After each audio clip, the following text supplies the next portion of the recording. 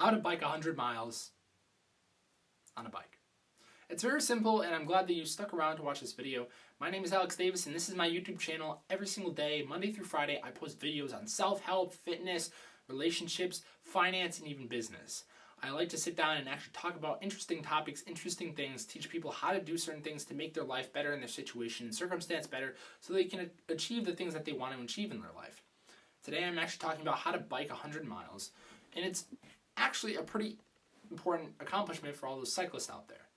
I did my first century a few weeks back, and there's a lot of things I want to talk about. A lot of things that I think I could have done better, a lot of things that I think that I required myself to do, and a lot of things that I can help you with. So, starting out with number one, making sure that you have a plan. Making sure you actually have a route that you're going to go on, and making sure that you actually have a designated time in which you're going to do this. I prefer, waking up early and doing the first, I'm pretty sure it will take you about 6.5 hours to do.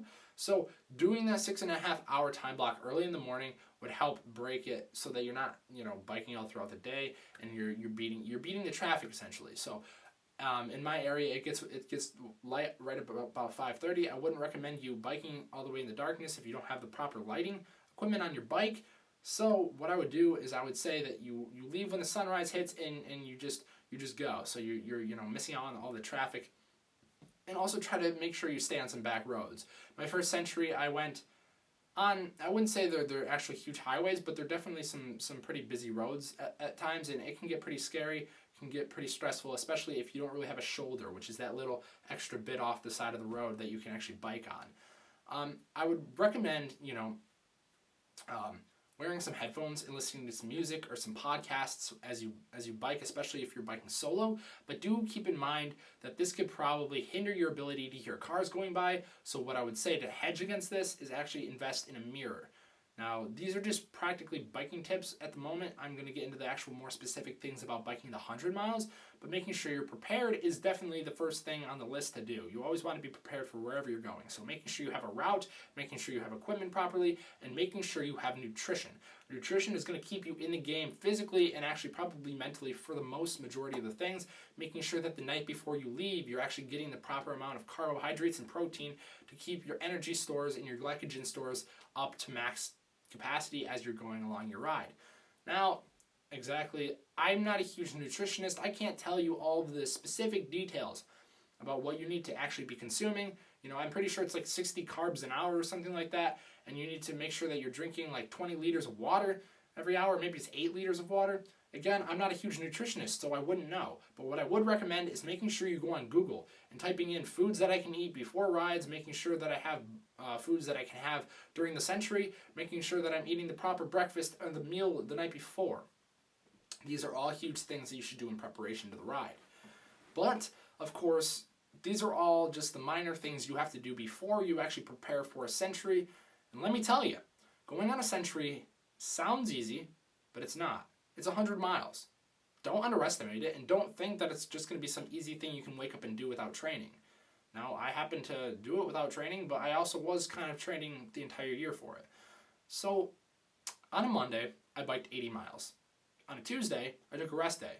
And on a Wednesday, on a limb, without any preparation or anything, I just decided to get up and go. I'm not even kidding, that's actually how it went. I had briefly just planned out the map the night before, and I said at 5 o'clock I'm going to get up and do this. I woke up at 5 o'clock, I was a little bit tired, I went back to bed until 10, I woke up at 10, got all my stuff together, threw it in a backpack, put it on my back, and went. Now, understand that if you're going to wear a backpack, it's going to be very heavy, and it's going to be for a very long time that you're on the saddle, which is the seat of the bike, so you're probably going to be very sore. My back was very sore, my butt was very sore, my body was very sore.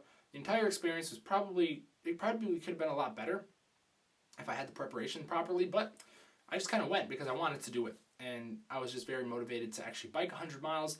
But you do need to understand that it is a very rigorous thing that you're undertaking and you're undergoing in your process. So just understand what you're getting yourself into. I went solo. You can try a group century. It could probably be a lot more fun, and you could probably feel a lot better about yourself because you're with other people. But I did do a solo century, so that was, that's just how I roll. So, I have a jersey, I have shorts or nicks, whatever you like to call them. I have a good helmet, I have everything, and I even got to use my new carbon Cannondale Synapse bike, and that's pretty much what I rode on. It's a nice road bike, a nice long endurance bike by Cannondale, and it was the first day I ever had ridden on it, 100 miles, so it was pretty solid. I had biking gloves and all of those wonderful works. But the actual ride, let me tell you about the ride. The first 30 miles was easy because I had biked 30 miles in the past, and so I understood what I was getting myself into there. But after the 30-mile mark, it started creeping up on 50 miles. I mean, I had done 50 miles at least 4 times before then, so it wasn't anything to worry about. But I started to get a little tired. I started to forget about food. I drank every single hour. I drank a little bit more than I should have. I drank through, my carbohydrates, and it started getting pretty intense. I started getting really sweaty. The sun popped out. It was 84 degrees out. I was wearing all black, and it went from good to bad to worse to probably critical condition about mile 50, because that's when I got to the location. I had to turn around, and I realized I probably wouldn't be able to make it back. I was very, very tired, very, very exhausted, and I really was starting to fall asleep. I was definitely dehydrated, and I wasn't really prepared for that. So you probably need to walk into something like this a little bit more prepared than I was, meaning making sure that you have the proper food, you've planned it all out, you've planned out when you're going to eat, when you're going to drink, all of these things. I know it's probably sounds like a lot, but it's probably the smart move so you don't end up like I did. Learn from my mistakes so you don't have to make the mistake yourself.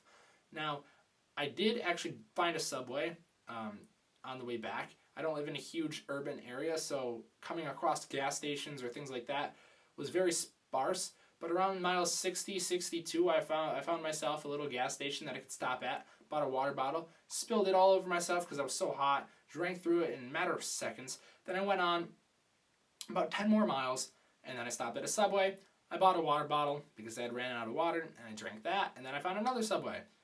It seems like my area likes Subway, but yes, I did stop frequently, and I made sure that every 30 minutes I was trying to consume food at that point, but it was kind of too late because I had missed the whole carb thing and the glycogen. Physically, my body was okay. It wasn't bad. I mean, it could have been better, but I was pretty prepared. I was pretty in shape for it, but mainly it was like my stomach. My stomach was hurting a lot. My legs weren't shaking that much. But again, the sun was kind of intense. I had a huge sunburn from my jersey. Like when I pulled up my sleeve of my jersey, it was like night and day. It was like under my jersey it was pale, but on my arm it was all red. And so, mile 70, I realized I had 30 miles left, and I was just totally gassed. I was just totally exhausted. I couldn't even imagine going any further. My head actually started hurting a lot. I couldn't really see straight, and it was probably getting very dangerous and very critical because I was wobbling all over the place. I couldn't focus on anything. I was listening to the most hype-up music that I had. I was getting a few second wins, which is like the little burst of energy you get. But ultimately, around mile 80 was the farthest I had ever biked, and it was total destruction from there. I mean, my legs were hurting. My hand had fallen asleep because of how hard I was pressing on handlebars, and I kind of lost a lot of control. Mainly, biking that far isn't a physical game. If you're in physical shape, it's not a physical thing. My body was fine. It was the mental. It was mentally asking myself, am I going to die right now? Am I going to keep going? Am I falling asleep? Am I going to collapse? Am I dehydrated? Do I have heat stroke? Like, what's going on? I wouldn't have been able to finish the ride if my mentality wasn't so strong. If I hadn't done all the internal work necessary to actually make sure my body was okay and making sure my mind was even better. My mind needed to be sharper than attack, and that's the advice I would give to you. That's the how-to, because if your mind's not sharp, you're probably going to wind up on some troubles, because once you hit the wall, you're going to keep hitting that wall, and the moment your mind says, nope, we're done, I'm out, your body stops. It really does. I got to the gas station, the fourth gas station. It wasn't a Subway this time, just a flat out, just regular gas station. Bought another water bottle. I was looking at myself in the mirror and I was like, I'm done. I look like crap. I'm just gonna call my dad. I'm out. I'll do this some other time. And I was like, oh my God. Walked out to my bike, and I realized, are you gonna do this again? Are you gonna go through all of this pain again? Are you gonna go through all the preparation, all the grunt work? You have 18 miles left. That's it. I said, okay, okay, sure. I was extremely exhausted, extremely tired, and I did. I did the rest of 18 miles. I finished with 101 miles on the dot on my Strava account. It was incredible. It's a mentality thing, though. You need to make sure your mind is very, very sharp, very, very into it, very, very active, so that it doesn't quit on you. Because if your mind quits and your mind tells your body to stop, it will stop. Everything will stop. You'll be done. No. So, look, this video is not necessarily all the little logistic things that you need to make sure that you have before you bike. Like, just go watch a GCN video. This is more of a mentality thing. I'm a self-help guru or whatever you would call that. So I like the whole mindset, mentality thing. Making sure you don't give up on yourself before it's too late, and all of these things, those little intricate details, that's kind of my forte. And so that's kind of what kept me in the game. It wasn't necessarily all the planning and preparation. I could have done a lot better doing those things, making sure I managed my carbs and my glycogen stores and all of that lovely wonderness. But I'm more of a mentality person. I'm more of the, okay, I'm doing this. I'll just send it. I don't have any preparation. I didn't even plan it out properly. I just went from biking 80 miles on Monday to biking 100 miles today. I don't really even care. We're just going to go. We're going to send it. It's going to happen, and no one's going to stop me. And I didn't stop. I did it. I did the whole thing, even though I quit. Literally, I physically quit in my mind, 18 miles left to go. I still got on the bike, and my mind pushed me all the way to the finish line. It was extremely exhausting. It was extremely critical, and I haven't biked that long or that intense since then, which I probably need the rest, but, you know, it is what it is. With that said and done, ladies and gentlemen, I am extremely excited that you stuck around to watch another episode on my YouTube channel. Go to the show notes or the description below, click on any of the social medias, and literally just ask me any questions, comments, concerns that you have about this show, anything that you wish that I would talk about more, go into more depth about, or mention a little bit more, or things that I'm actually mentioning wrong. Please do all of it. I love you all, and I will see you all in the next episode. Peace out.